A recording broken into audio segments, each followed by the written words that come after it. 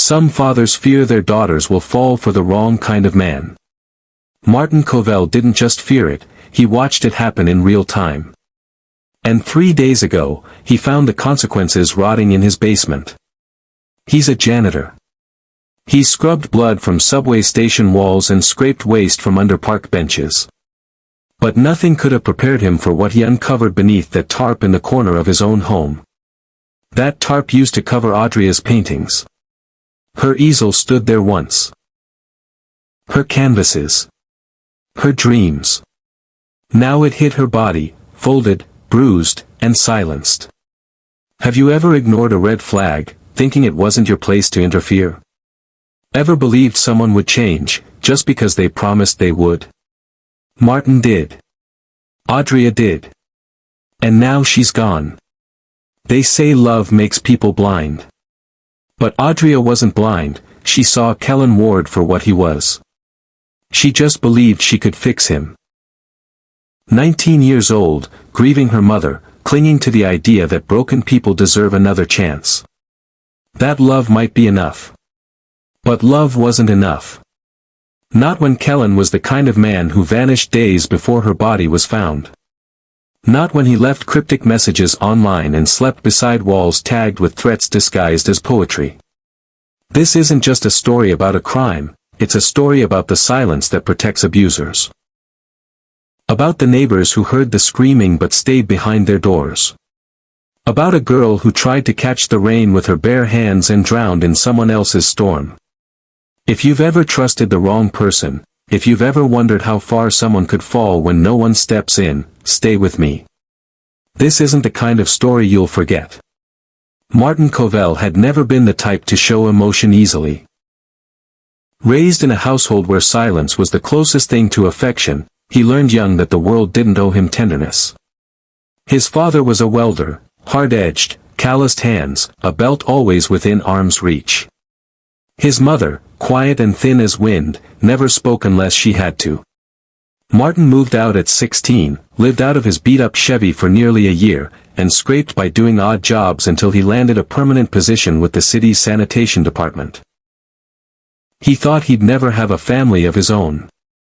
He wasn't the kind of man women stayed with. Too quiet. Too tired. Too honest. But that changed when he met Diane. Diane had been wild. The kind of woman who dyed her hair burgundy and danced barefoot in dive bars. She was soft where he was hard, bright where he was dim, and for reasons Martin never quite understood, she chose him. She made him feel like the world had color. They moved into a small house in East Rockford and, a year later, had Audria. From the moment Audria was born, everything shifted. Diane still had fire, but it burned in different places. Postpartum depression came and went like thunderstorms, and eventually, her love for spontaneity turned to something darker. She began disappearing for nights at a time, returning glassy-eyed and apologetic. Martin found the syringes first. Then the hospital bracelets. The relapses came like waves, dragging their family under each time. When Audria was 10, Diane overdosed in the back seat of a stranger's car. Martin never cried. He couldn't afford to. He poured himself into becoming a new version of himself. One that didn't drink. One that didn't give up. He attended every counseling session. Worked graveyard shifts sweeping alleyways. Got home just in time to make Audria scrambled eggs before school. Every drawing she brought home was taped to the fridge. Every poem she wrote was read, twice.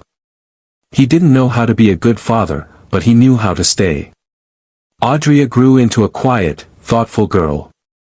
She had her mother's cheekbones, Martin's eyes, and a heart that always wanted to mend what was broken. While other kids were sneaking out to parties, Audria was sketching in her bedroom, listening to old blues records, or volunteering at the community garden. Her teachers loved her. Her friends described her as gentle, kind, and a little too trusting. It was that trust that would eventually kill her. Martin first heard Kellen Ward's name in passing. Audria mentioned him like she did her favorite songs, casually, with a soft smile. "He's just someone from the center," she said once. "He's been through a lot." Martin didn't pry. At the time, he was just grateful she had someone to talk to. It had been years since she'd shown interest in anyone outside her sketchbook. But soon, Kellen wasn't just someone. He started coming around more. Waiting outside in beat-up sneakers and gold chains, leaning against a scratched-up Nissan with loud bass. He always had a compliment ready for Martin, too ready. "Audrey tells me you're the hardest-working man in the city," he'd grin. "Much respect." Martin didn't like him. The compliments were hollow, the charm too rehearsed. Martin kept his distance until he noticed the changes. Audrey started sleeping through the mornings. Her eyes had shadows underneath them. She stopped drawing. Her poems, once soft and lyrical, grew darker, scratched onto napkins and torn notebook pages. When he finally asked her what was going on, she shrugged. "Life, Dad. I'm just tired." He found a bruise on her forearm 2 months later. She said it was from bumping into a shelf at work. The story didn't sit right. A week after that, he saw her sneaking back in at 4 a.m., hoodie soaked from rain, mascara streaked across her cheek. She wouldn't say where she'd been. He confronted her about Kellen. She snapped. "You don't know him. He's not like everyone says. He listens. He gets me." Martin tried to stay calm, but the fear in his chest had turned to fire. "You call this getting you?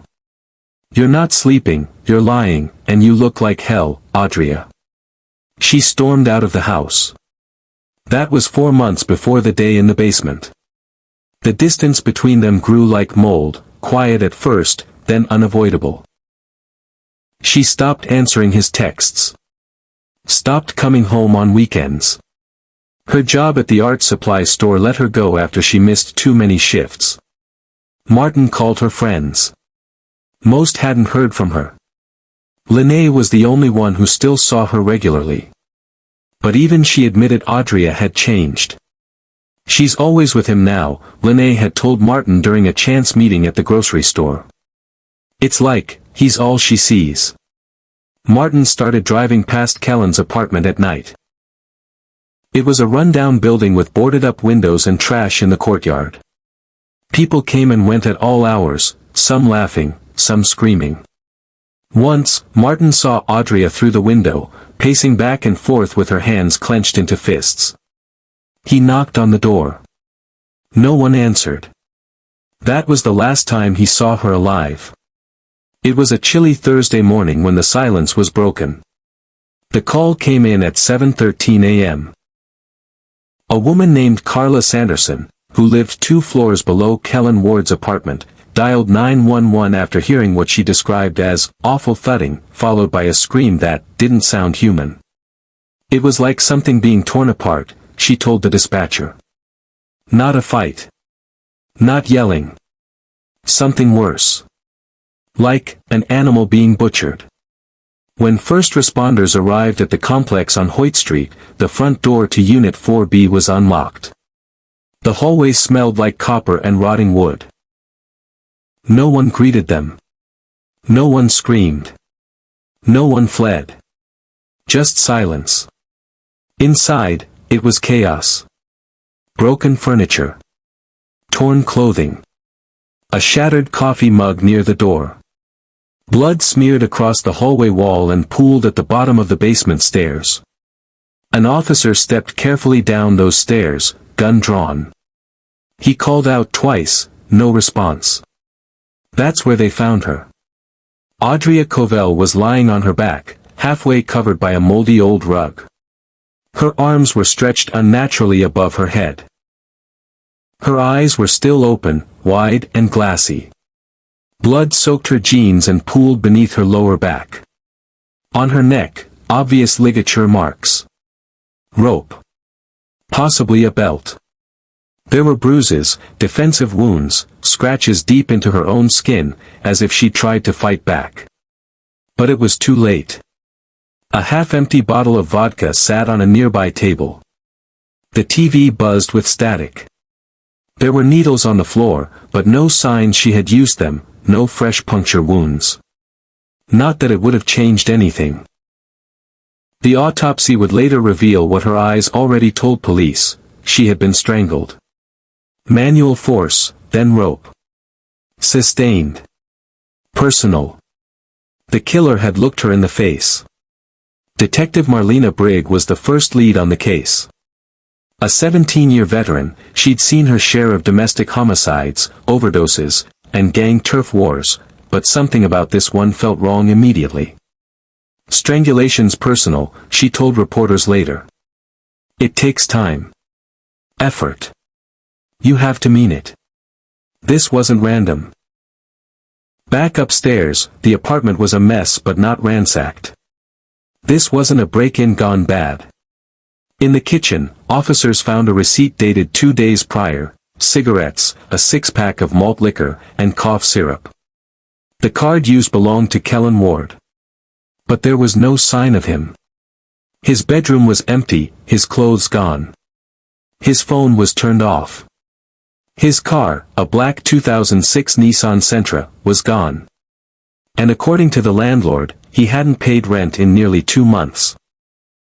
Still, neighbors confirmed what Martin had already suspected: Audria had been living there recently, unofficially. She was here all the time, said a neighbor, Julian Matthews. Pretty girl. Quiet. Kept to herself. But man, she didn't look right.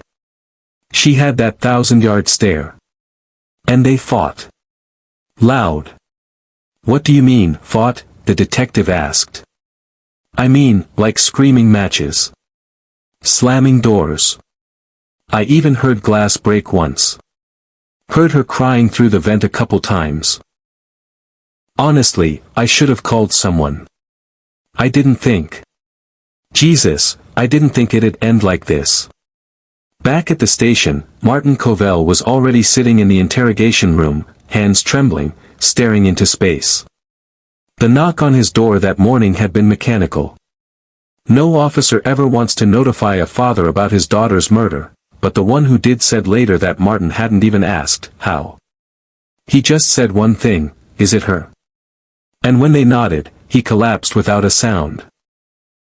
Not a scream. Not a cry. Just fell to the ground like a cord had been cut.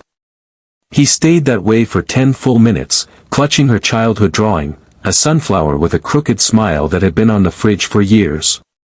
In the room, Detective Brigg tread carefully. She'd seen grief turn to rage before. Seen fathers become suspects. But Martin wasn't angry. He was shattered. He answered every question. Where was he last night? Working double shifts at the recycling plant. Alibied by security cameras.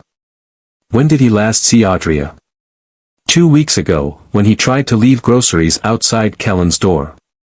No one answered. He waited an hour before driving home. Did he know Kellen? No, Martin said slowly, voice like gravel. Not really. Just knew he was hurting her. Hurting her how? Martin's hands curled. She didn't say much. But I knew. An APB was immediately issued for Kellen Ward. Police released his photo. 25 years old, 6 feet 2 inches, with a faded tattoo of a phoenix on his right forearm. No current employment. Prior arrests for petty theft, drug possession, and domestic disturbance. A troubled background, 3 stints in foster care, kicked out of high school, a stint in county jail at age 19 after assaulting his stepfather. But nothing in his history hinted at murder. Still, the public didn't need much to form a judgment. By Friday morning, every major news station in the Tri-County area had the story on its front page. Tragic murder of local artist, one headline read. Monster on the run, said another.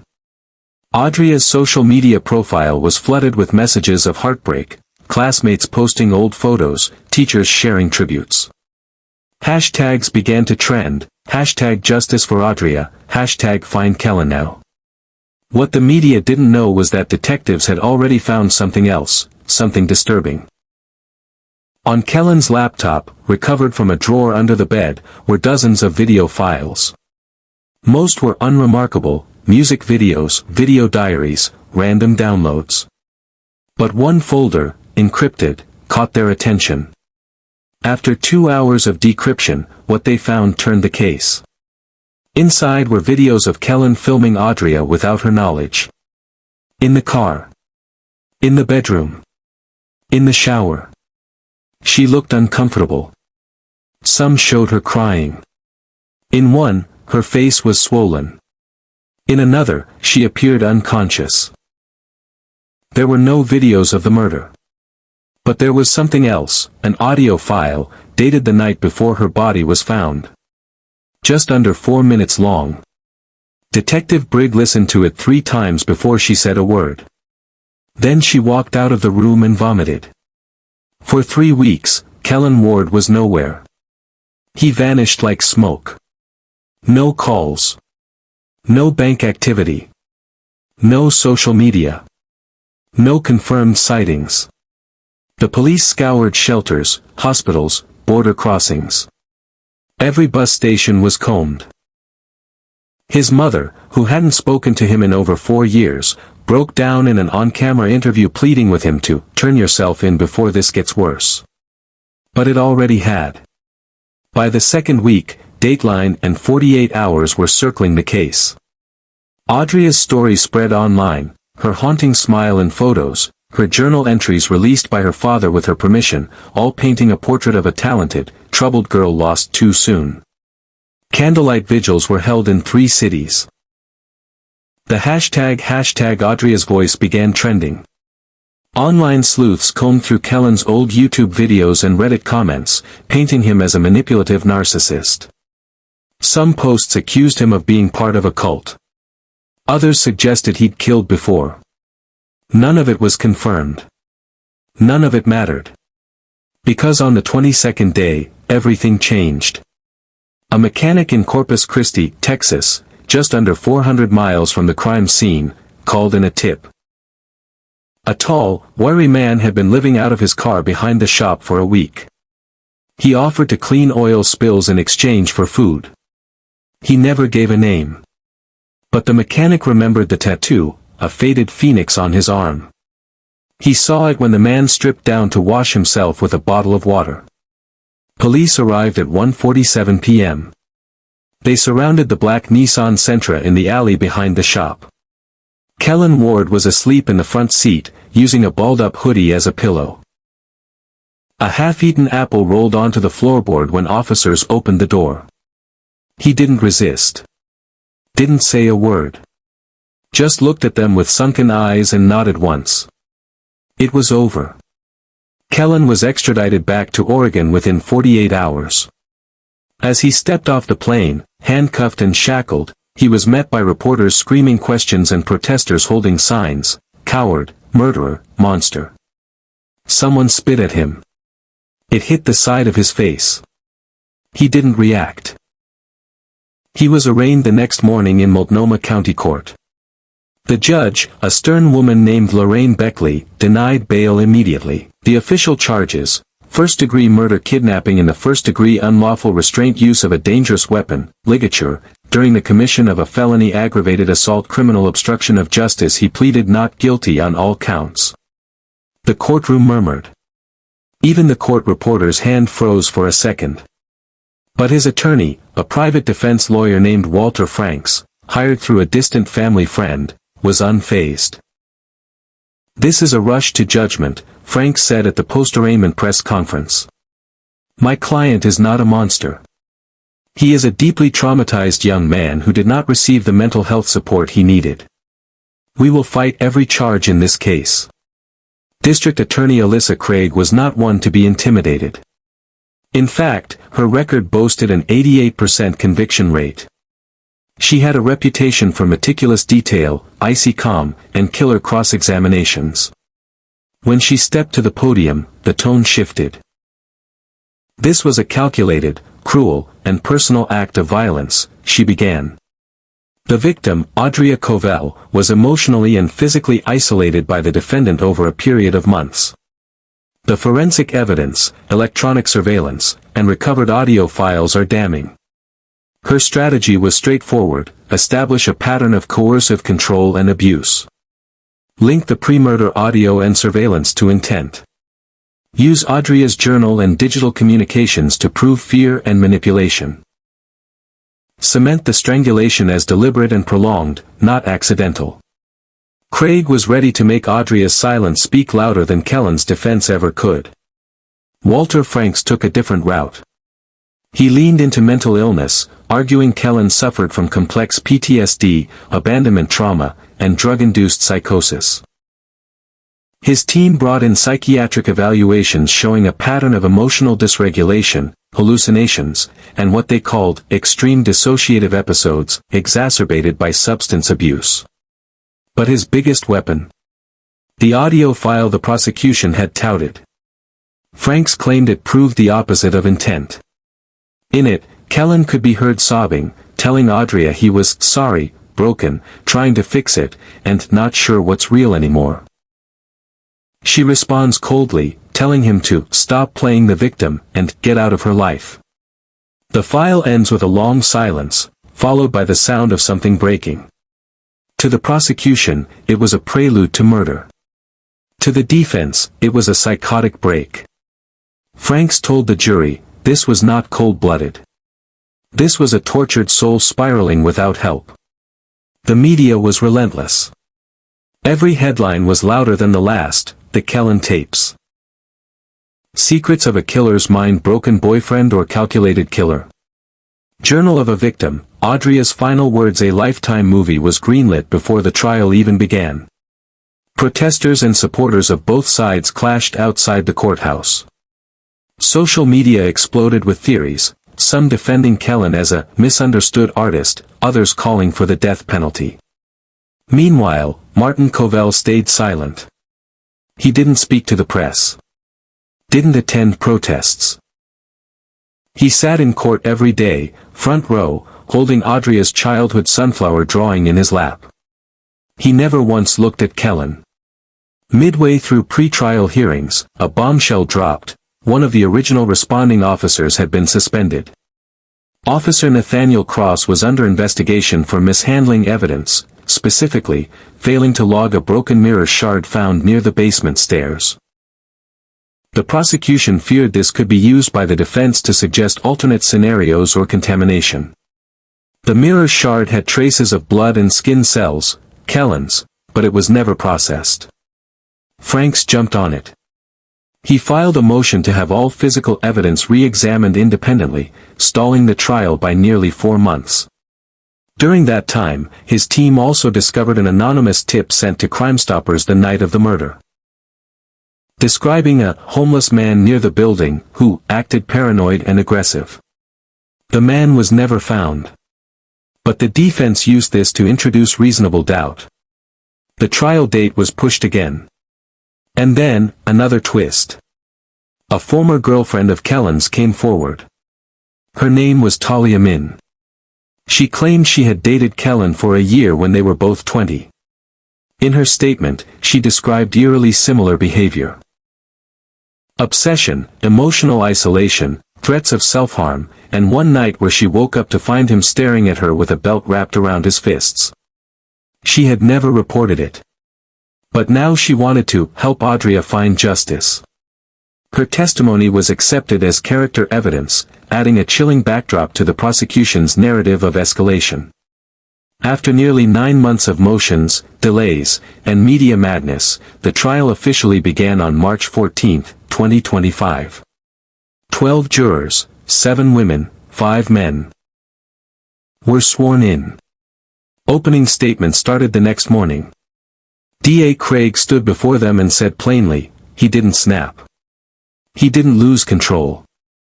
He cornered her, choked her, and then tried to disappear.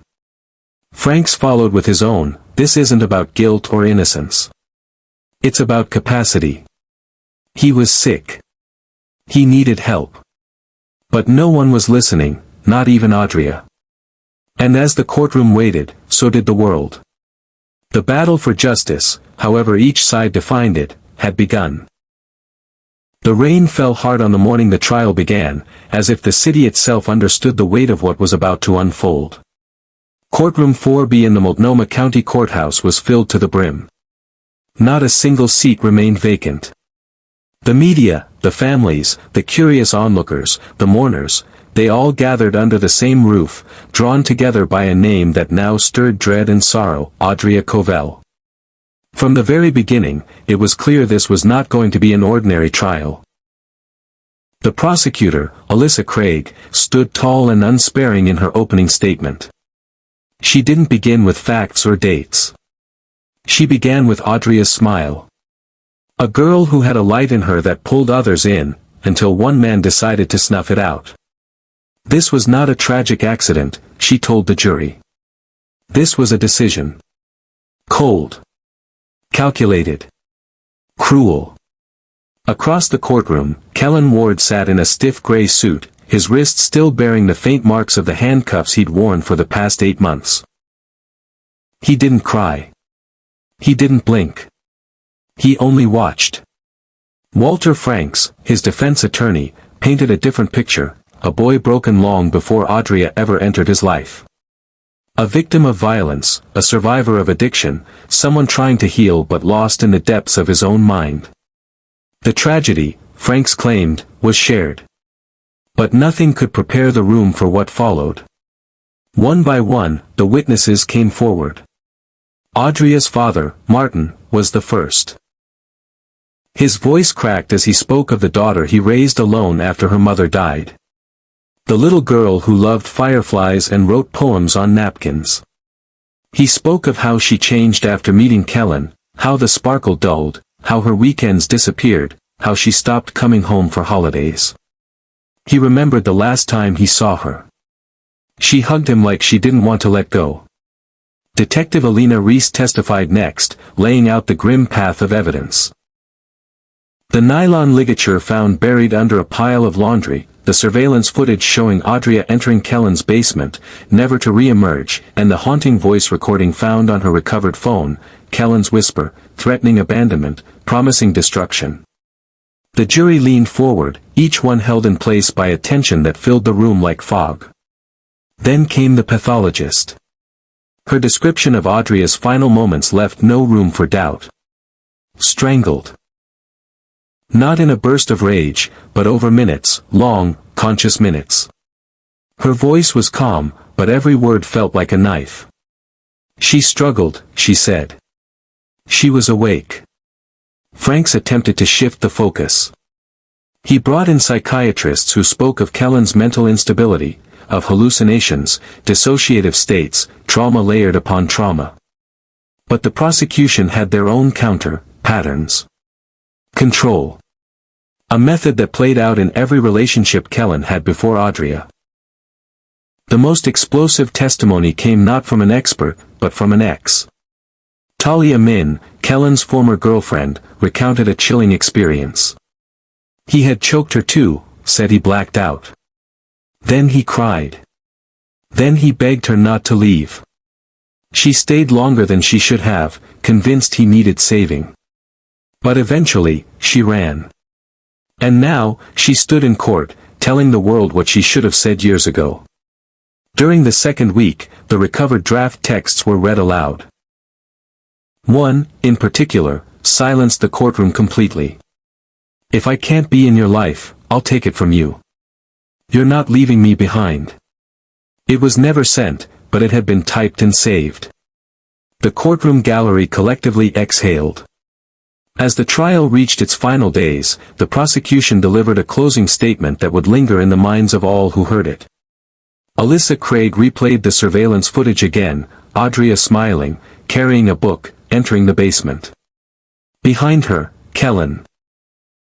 Expressionless, detached. That was the last time anyone saw her alive. Then, for the first time, she showed the jury a photo.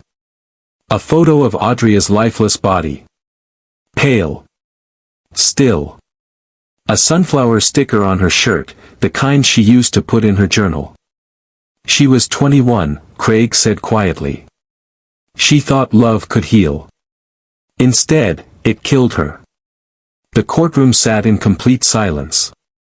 When the jury returned 3 days later, the air was suffocating. Kellen stood as the verdict was read. Guilty. On all counts. There was no shout. No gasp. Just the sound of Martin Covell collapsing into sobs behind his folded hands. The judge, firm and clear, pronounced the sentence, life in prison. Without the possibility of parole. She said there would be no second chances. You ended a life, she told Kellen.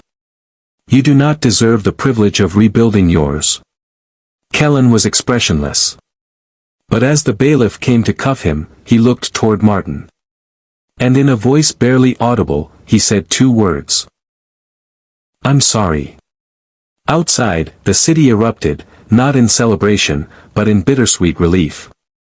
People gathered on the courthouse steps holding candles and sunflowers.